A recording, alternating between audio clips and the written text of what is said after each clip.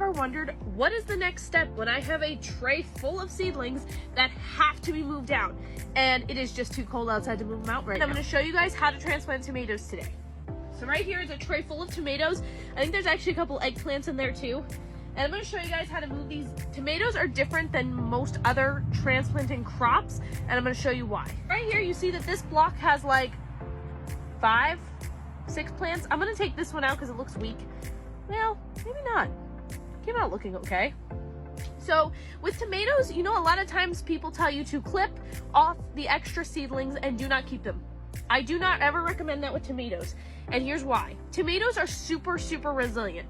The entire stem will actually root. So what I recommend doing with tomatoes is gently separating them from each other, because you should be able to keep all of these tomato plants that I have right here instead of cutting it down to just one. So right here, here's one.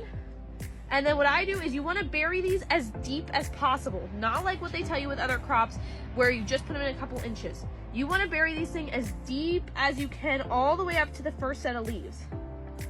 And why? Because that entire stem is going to root, okay? So you can see I planted them up to that first set of leaves right there. I actually could have removed those leaves if I wanted to and planted it a little bit deeper, but that's okay. So that's how you're going to pot up your tomatoes. Show you guys again. This time a little closer. You're going to take your tomato plant. You are going to poke a deep hole for it and stick it in there.